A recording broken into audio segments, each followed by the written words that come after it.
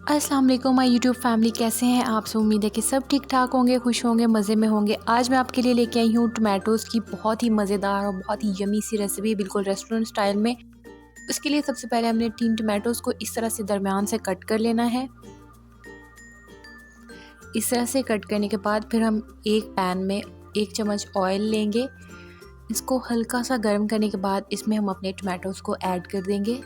इस तरह से ऐड करने के बाद इसको हम कवर करके तकरीबन 3 से 4 मिनट के लिए छोड़ देंगे। इतनी देर के लिए छोड़ेंगे कि इसका जो ऊपर वाला कवर है टमाटोज़ का वो सॉफ्ट हो जाए और ऊपर से इजीली उतर जाए। तो यहाँ पे 3 से 4 मिनट हो चुके हैं और ये इसका कवर जो है ये इजीली रिमूव हो रहा है। तो इसको हम सबको रिमूव कर देंगे। रिमूव करने के बाद इसको हम एक प्लेट में शिफ्ट कर लेंगे इस तरह से। अब हमने लेने हैं 3 से 4 क्लोव्स लहसुन। इसको भी इसी ऑयल में हल्का सा सौते कर लेना है कि ये थोड़ा सा सॉफ्ट हो जाए। इस तरह से इसको भी रोस्ट कर लेंगे और इसको भी इसमें ऐड कर देंगे। अब हमने एक फोक की मदद से इसको अच्छे तरीके से इस तरह से मैश कर लेना है। फोक की मदद से ये इजीली मैश हो जाएगा।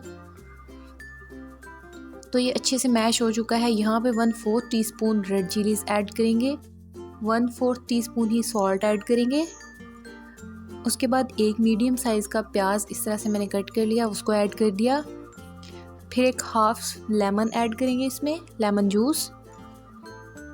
फिर इसमें हम ऐड करेंगे कोरिएंडर, धनिया। फिर इसमें हरी मिर्चें ऐड कर देंगे 2 से 3 और इसको अच्छे तरीके से मिक्स कर लेंगे।